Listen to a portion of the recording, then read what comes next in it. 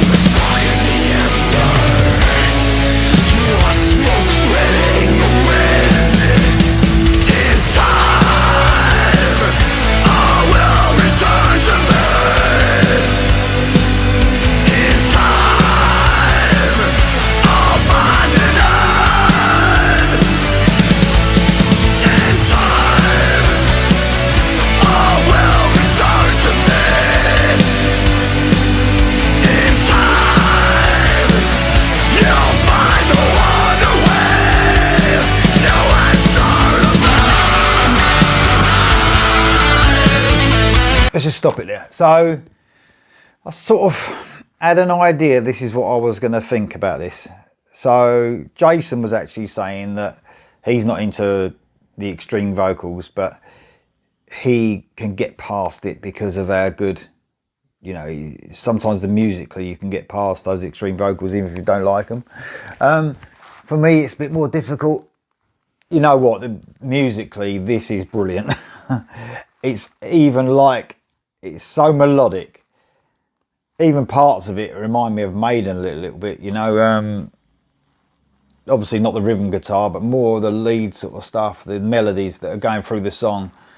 I think it's a really good song, but I find it so fucking hard to get past extreme vocals. You know what, he's not that far off either. As I can take some, you know, when like Slipknot, when Corey Taylor, for instance, when he sometimes sings, but he just tones it down a little bit where it's not quite extreme, but you know, it's sort of like halfway, do you know what I mean? So you can hear every word. It's like a singing type extreme. It's a bit strange, but he doesn't always do that. Sometimes he shouts like this guy, Winston McCall. But I just feel it's a little bit too much. You know, I don't know if they're heading in a direction where they're going to drop the extreme vocals even more. It seems like they're, you know, reading about them, their last couple of albums have been a lot more melodic. I think there's so much potential for this band. This is, by the way, this is my opinion, right? It's only my opinion. So everyone's, you know, got to have an opinion, but I just think like a band like this could probably be right up there with a really good, like one of my favourite bands. But I can't get past those shouting vocals. I just can't. I just can't do it. And I'm listening to it and I'm trying to think, yeah, could I get past those extreme vocals? I don't think I can. I don't think I can. I think if he just takes it down a little notch and sings just a little bit more rather than shouting, I think I could love this, you know. And he wouldn't need a lot. I wouldn't need a lot for him to do that. But it's near enough all the way through, he's shouting, you know, even on the melodic bits. I expected a little, maybe there's a little bit where he's like talking, you know, that's about the only bit really where there's no extreme vocals. But, and some of you guys who are really into the extreme stuff are probably thinking this ain't even extreme, it's nothing, you know. But it's just what I suppose what suits me. And I'm just more into the singing in heavy rock and metal music. I just can't help it, that's just me. But I do appreciate what these guys are doing, and Jason was right. The guitar sound is absolutely spot on. In fact, everything musically about it is brilliant. It is absolutely first class. I can't get past the vocals. You know, I wish I could, but I've never liked shouting in music or extreme vocals. It's just me.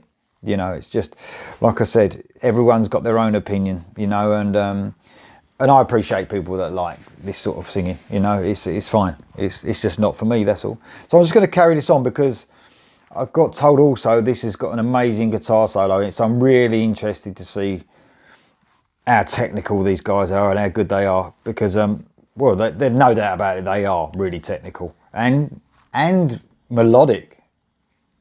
The only thing for me is the vocals, you know, it's the only thing for me that's holding them back from me liking them. But let's carry it on.